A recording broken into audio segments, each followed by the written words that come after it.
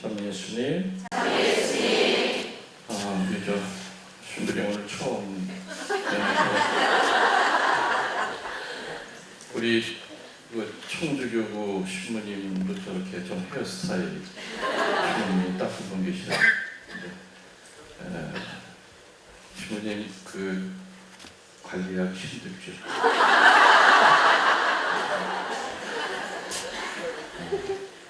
그게 보통 관리하기 어려운 머리가 아니에요.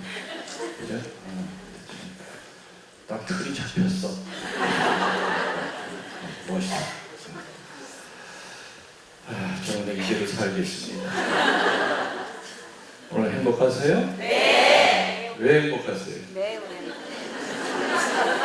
말씀 듣고. 그죠? 예수님이 제자들 몇 명 뽑았죠? 12명. 12명 가운데 보면은 직업이 어느 직업이 제일 많아요? 어부.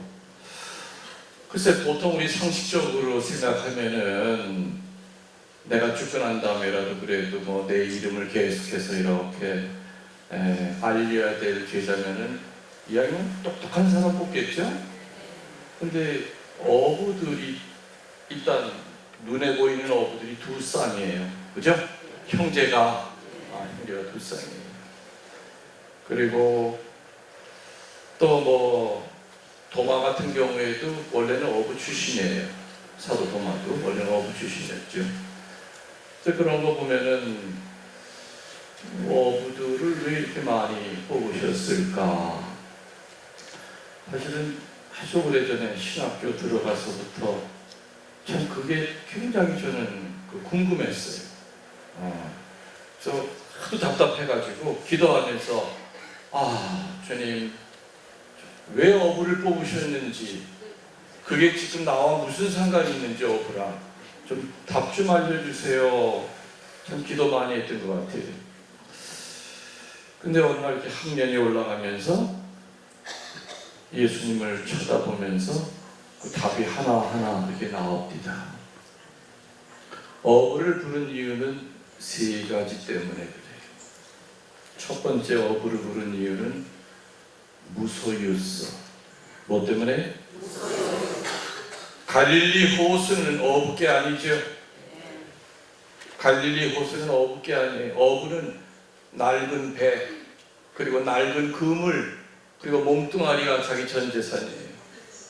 어부 보러 나를 따라오너라 했을 때 어부들은 낡은 그물과 그리고 배만 버리고 따라 나설 수 있어요. 다시 말하면 많이 갖고 있는 사람일수록 포기하는데 시간이 오래 걸려요. 맞죠? 네. 농부들을 보러 나 따라오느라 하면 아이고 저 불러주셔서 감사합니다만은 제가 조금 정리할 시간이 필요하거든요. 요즘 또 경기가 안 좋아서 이게 또 이 부동산도 좀 값이 떨어지고, 그 다음에 또 이건 논도 팔고 뭐 이것저것 또 집도 팔고 다 판 다음에 주님 따라갈 터이니 주님 혹시 휴대폰 번호 하나만 찍어주시면 제가 내비 찍고 쫓아가겠습니다. 다시 말하면 많이 가진 사람일수록 핑계가 많아요. 포기하는데 걸림돌이 많아요. 근데 어부들은 그냥 몸뚱아리만 따라갔으면 돼요. 맞죠? 네. 여러분 앞에 있는 이 김웅열 신부는 한 가지 소망이 있어요. 저도 언젠간 죽겠죠. 그러면 제 장례 미사 때 신자들이 왔다 갈 거예요. 왔다 가면서 신자들끼리 이런 말을 하기를 바래요. 세상에 오늘 신부님 돌아가셨는데 그 양반 돌아가신 다음에 아무것도 없더래. 한평생 입은 수단 한 번, 한평생 보던 성무일도 성경책, 그 양반 갖고 있는 게 아무것도 없더래. 그 말을 두런두런 하기를 바래요. 근데 잘 안 될 것 같아요. 너무 갖고 있는 게 많아. 아니 혼자 사는 몸뚱아리가 이사 갈 때 보면은, 사실 저는 계속해서 계속해서 뭐 이렇게 뭐 신자들 바자 이런 것도 하면서 아무튼 뭐 들어오는 거 있으면 하여튼 그대로 이렇게 나눠드려요. 어떤 분들은 제 사이즈도 모르고 90짜리 옷을 입고 어떻게 그러면 그거 그냥 상표 안으로 집어넣고서는 그 할머니 올 때 한번 이렇게 간신히 이렇게 팔만 내밀고 난 입었어요. 그리고 그대로 접어서 필요한 사람 주는데 내 나름대로는 계속해서 포기를 하는데 희한하게 딴 데로 갈 때 보면은 사과 박스가 하나라도 더 늘면 늘었지 줄질 않아. 이 몸뚱아리 하나가 사람들이 이렇게 많아. 여러분들도 아마 한 해 한 해 살아가면서 밥숟가락이 하나로 늘면 더 늘지 줄지 않죠? 네. 우리 분명한 사실은 시한부 인상이에요. 사형수들이에요. 형이 언제 집행이 될지 모를 뿐이지 언젠가는 죽어야 돼. 하루하루 자고 나면은 살 날보다는 죽을 날이 가까워진다는 그 뜻인데도 불구하고 수위에 주머니가 없다는 것을 이론적으로 알면서도 천년 만년 살 것처럼 그렇게 욕심을 부리고 살 때가 너무 많아요. 물건에도 욕심 갖고 옷에도 욕심 갖고 돈에도 욕심 갖고. 여러분이 잘 아시는 법정 스님, 그 양반 살아계실 때 저랑 꽤 이렇게 좀 친분이 있었어요. 어느 날 그 양반이 저에게 신부님, 그 양반이 이제 한 달에 한 번 길상사라고 하는데 성북동 이제 그거를 원래 이제 받았죠. 수백억짜리. 근데 그 양반은 그거를 절로 만들어 놓고 당신은 강원도에 가서 조그만 암자 하나 짓고 한 달에 한 번만 법회를 하러 나왔어요. 근데 오늘 법회가 끝났는데 아주 부잣집 마나님이 기사 보러 가져오라고. 기사가 뭘 들고 왔느냐? 비싼 난을 들고 오더래요. 그러면서 이거 중국에서 특히 스님 드리려고 특별히 주문한 건데 이게 난이 1000만원짜리 난. 그리고 법정 스님 품에다 안겨주고 그냥 가버리더래. 법정 스님은 1000만원짜리 난을 들고 버스를 타고 강원도 양양까지 세상에 버스 안에서 잠도 못 자고 그런 거 붙들고 가슴에 끌어안고 그리고 와가지고선 이걸 어디다 모셔둬야 되나 봤더니 제일 좋은 자리가 부처님 상 그 옆이더래. 그 옆에다가 이렇게 모셔놨대. 아침에 이렇게 연불을 외우는데 부처님은 눈에 안 들어오고 그 옆에 있는 난만 자꾸만 밤새 혹시도 죽은 가지가 없나 남이야들 타들 아 중들은 이거 짊어지고 시주하러 다녀야 되잖아요. 근데 뭐 때문에 못 가? 난 때문에. 한 달 동안을 그렇게 사니까 이거는 지옥이 돼. 내가 저놈을 갖고 있는 것이 저놈이 내 영과 육을 다 지배하고 있구나. 그 다음 달 법회 갈 때 그걸 들고서는 가서 그 부잣집 마나님 품에 안겨주면서 거기 뭐라고 부르는지 몰라. 우리는 보살님 덕에 한 달 동안 지옥에 갔다 왔습니다. 그게 나중에 책으로도 썼습니다. 법정 스님이. 네. 그러면서 나하고 차 한잔 마시면서 신부님 제가 그 난 때문에 참 가르침을 큰 걸 하나 받았어요. 그래서 세상의 모든 것은 그 어둠과 빛이 같이 존재해요. 한 달 동안 지옥이었지만은 그 양반은 더더욱 이 무소유의 삶에 대한 것을 더 깊이 깨달을 수 있었던 거죠. 예수님이 어부를 부른 첫 번째 이유는 무소유예요. 무소유라고 하는 단순히 어떤 물질을 갖다가 곁에 두느냐 안 두느냐가 영적인 무소유. 그죠? 중요하죠. 그 무소유에 같이 따라오는 것이 바로 봉헌의 삶이에요. 봉헌의 뜻이 뭐지요? 따라하십시오. 하느님의 것을 하느님에게 되돌려드리는 것이다. 머리끝에서 발가락까지 내 거는 없다는 뜻입니다. 애초부터 내 건 없습니다. 내 생명도 내 재산도 어찌 내 자식이라고 그럽니까? 하느님의 자식이죠.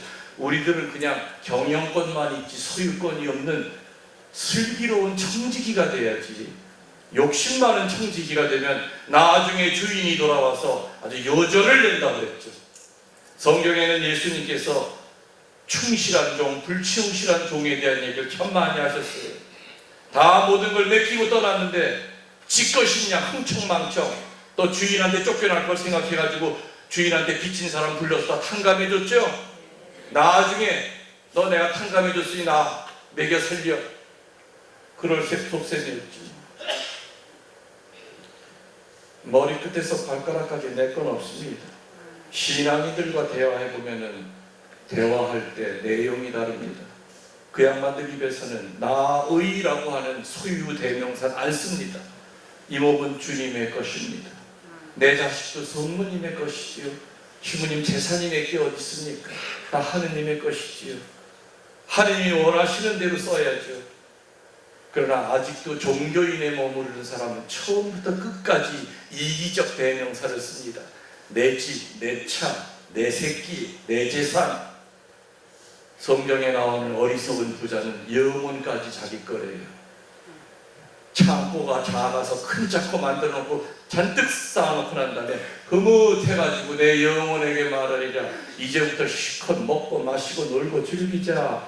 그때 하느님의 목소리가 들리죠. 이 어리석은 놈아, 오늘 밤에 내가 네 목숨을 걷어간다면 저 재산은 누구께 되겠느냐? 너는 어찌 네 자신만 그렇게 챙기고 나한테는 그렇게도 인색하느냐? 봉헌은 내 것의 일부를 띄어서 교무금, 헌금, 꽃동네 회비 내는 것이 아니라 애초부터 내 건 없어요. 하느님의 것을 하느님에게 돌려드리는 것, 이게 바로 무소유의 핵심이죠. 그게 바로 봉헌과 무소유는 연결이 되어 있습니다. 다른 직업보다는 어부라고 하는 직업이 훨씬 더 쉽기 때문에 어부를 부는 세 가지 이유 중에 첫 번째가 아니었는가. 두 번째로 어부를 부른 이유는 공동체성입니다. 물론 혼자 낚싯대들이 우선은 낚시질이지만은 갈릴리 호수는 혼자 고기를 잡을 수가 없었죠. 그물을 전부 다 풉니다. 그리고 난 다음에 몇 시간 지나고 난 다음에 이제 배들이 이제 그물을 끌러가요. 그럼 군데 서가지고, 그때는 뭐 이렇게 스피커가 있어서 자 우리 힘을 같이 합시다. 하나 둘, 영차가 아니라 어깨 몸집만 보고 같이 맞춰야 돼요. 힘이 약한 사람은 평균치까지 올라가야 되고, 힘이 세다고 해서 지 혼자 막 잡아당기면 그물이 뒤집어져요. 다시 말하면 공동체 안에서는 나 자신을 죽여야 공동체가 산다는 걸 알았어요. 공동체 안에서는 바보가 돼야 되고 걸레가 돼야 되고 불붙은 탄이 돼서 밑으로 기어 내려가야만 공동체가 사는 걸 알았죠. 다는 아닙니다만은 한평생을 혼자 만지작거리는 직업이 있죠. 다는 아니지만 그런 직업을 한평생 한 사람은 대부분 에고이스트가 많아요. 왜? 나 혼자 다 할 수 있기 때문에. 그러나 내가 빠지거나 저 사람이 빠지면 톱니가 안 돌아가. 그러면 꼴보기 싫어도 그냥 참고 살아요. 다시 말하면 공동체 안에서는 바보가 돼야 되고 걸레가 돼야 되고 불붙은 탄이 돼서 시커먼 놈 밑으로 기어 내려가서 비록 힘들고 그 무게에 찌들려도 내가 이 사람 불을 붙여줘야 된다고 하는 사명이 있기 때문에. 어부라고 하는 직업은 거칠고 투박해 보이지만 일단 작업에 들어가면은 평균치의 그 능력을 서로가 만들 줄 알았어요.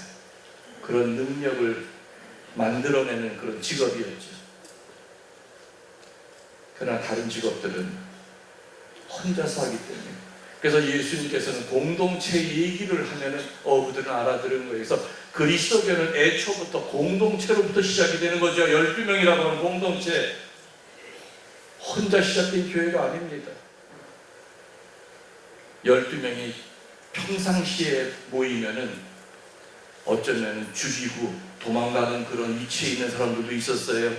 열혈당원 누구예요? 그 사람은 또 12사도 가운데 하나인 세리였던 누구요? 마테오를 길에서 보면 암살하는 그런 위치에 있었지만은 합칠래야 합칠 수 없었던 그 12명이 하나가 될 수 있는 그 중심에 누가 계신가요? 예수 그리스도. 공동체 안에서도 예수님이 없는 공동체가 얼마나 많습니까? 예수님이 없는 성모님이 없는 프레시들이 얼마나 많습니까? 한국교회의 제일 큰 문제는 각 성당마다 패거리가 너무 많아요. 뭔 파가 그렇게 많은지. 2000년 전에만 바올로파, 아폴로파, 예수파가 있는 것이 아니라 각 성당마다 너무 파들이 많아요. 본당 신부님파, 보호자 신부님파, 큰 수녀파, 작은 수녀파, 간 신부님파, 올 신부님파, 회장파, 부회장파, 나중엔 들이댈 게 없으니까 양파, 쪽파, 대파. 한국에 있는 파란 파는 다 천주교 모여있어. 그 파들이 모여서 교회를 위해 기도하면 얼마나 아름다운 공동체겠지만 대부분은 기도를 안 하고 1차보다 2차 주회가 더 관심 있는 사람들이 많다 보니까 모였다 하면 어둠이 들어와 뒷담화 치는 거지. 본당 신부 씻고, 수녀 씻고, 주교 씻고, 어느 신자도 씻고. 어부라고 하는 직업은 그런 식으로 살면 절대로 고기를 못 잡는다는 걸 알고 있었던, 그런 본능적으로 알고 있었던 직업이었기 때문에 다른 직업보다 공동체에 대하여 이야기할 때 어부들은 쉽게 와닿았을 거예요. 그 말 뜻이 무엇인지를 쉽게 이해했을 겁니다. 마지막 세 번째, 시간이 없기 때문에 좀 짧게 얘기 드리는 건데, 세 번째, 어부를 부른 세 번째 이유는 종말론성 때문에 그래요. 무슨 성? 종말론성. 잔잔한 바다에 고기잡이 나가는 등신들 없었죠? 분명히 나갈 때는 바다가 잔잔하기 때문에 갈릴리 호수로 고기 잡으러 나갔는데 지금도 마찬가지예요. 갈릴리 호수에는 서풍이 불어. 서풍이 계곡을 타고 갑자기 몰아닥치면은 잔잔하던 그 갈릴리 호수가 순식간에 뒤집어져요. 예수님과 제자들이 배에 탔을 때 난리 났었죠? 예수님 백군물에서 잠자는 척만 하셨어요. 그 때문에 갈릴리 어부들은 한순간에 이렇게 날씨가 돌변하다 보면은 어떡합니까? 살려달라고. 이 두 다리로 저 땅만 좀 밟게 해달라고. 사람이요, 죽음의 밑바닥까지 내려가면 자연적으로 하느님을 체험해요.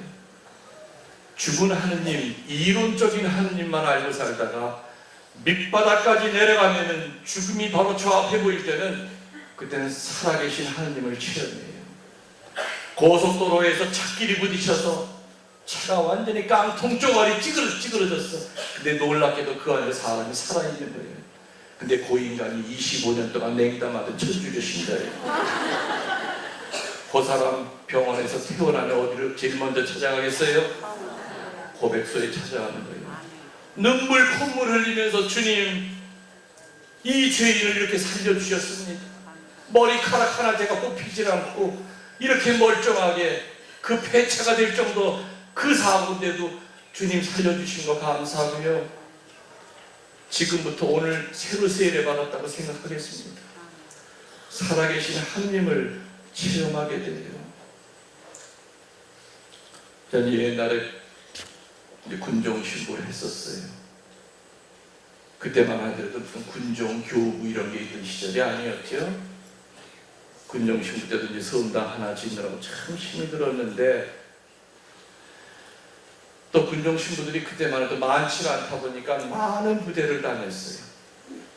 여러 부대를 다녔어요. 근데 어느 부대가 제일 신앙심이 깊은 줄 아세요? 공수부대, 특전사.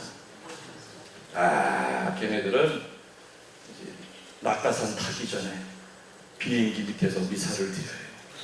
다 총고백이에요. 왜?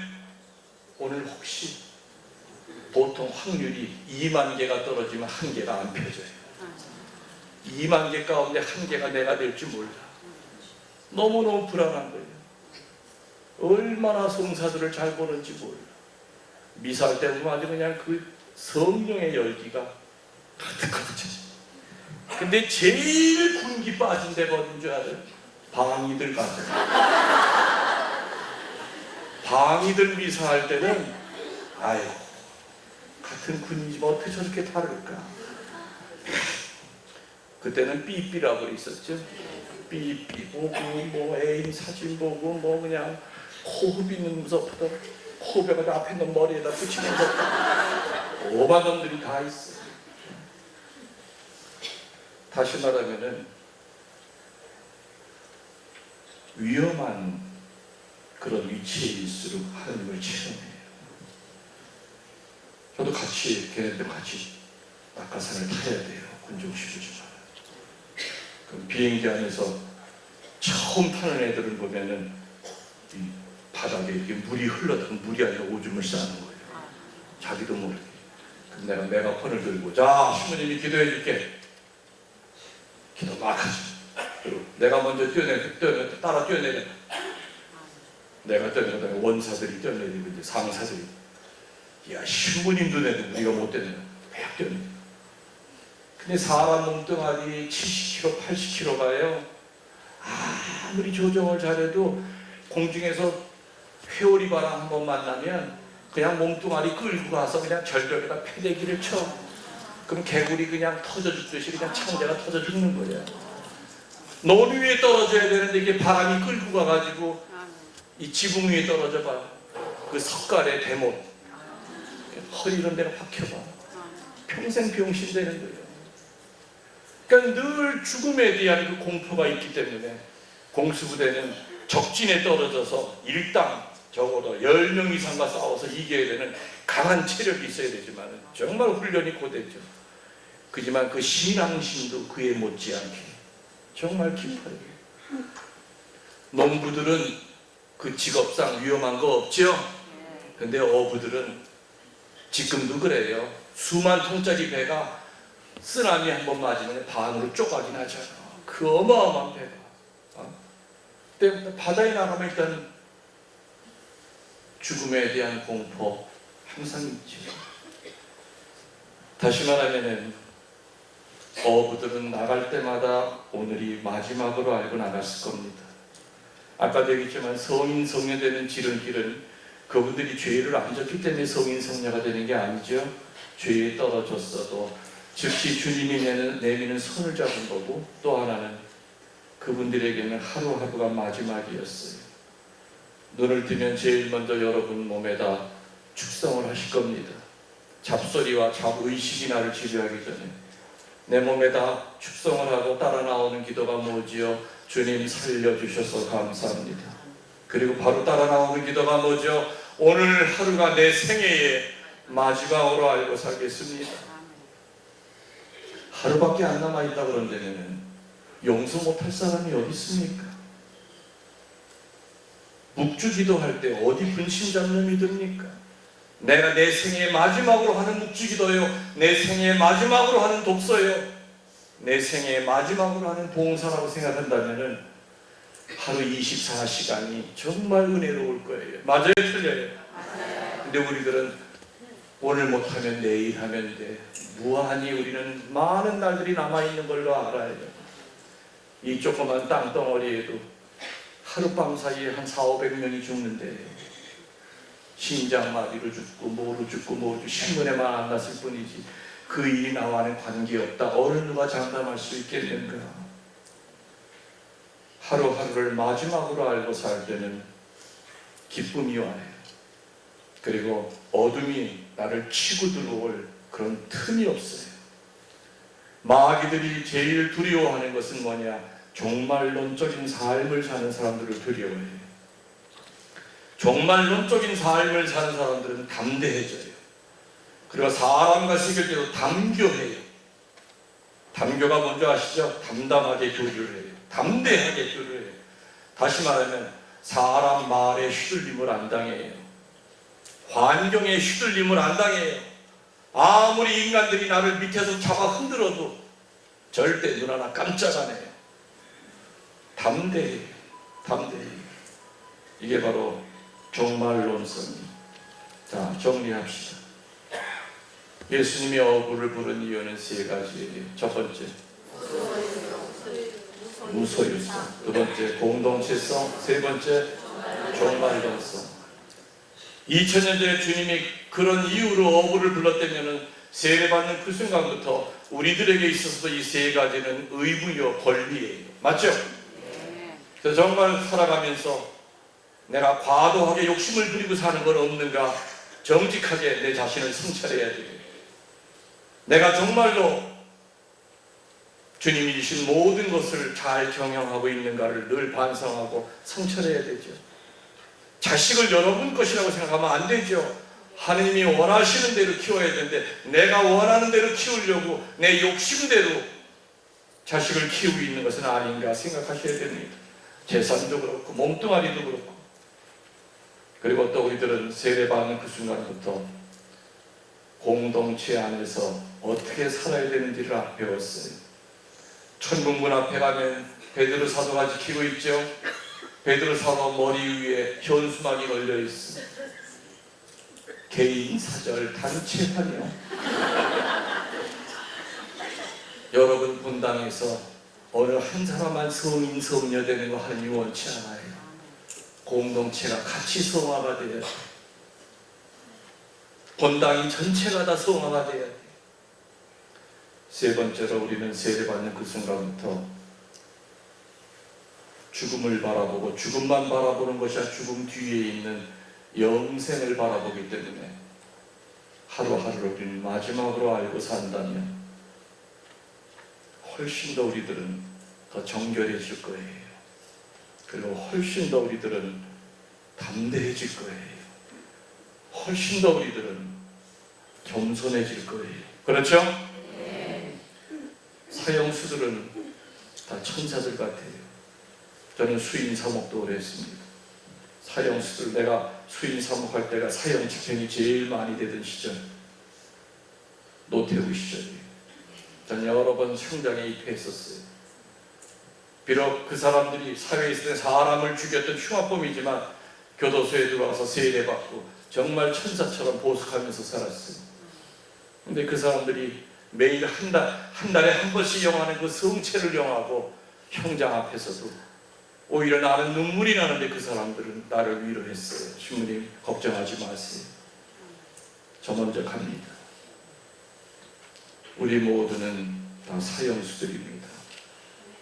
그날 그 시간이 언제 올지 모르는 사형수들이죠.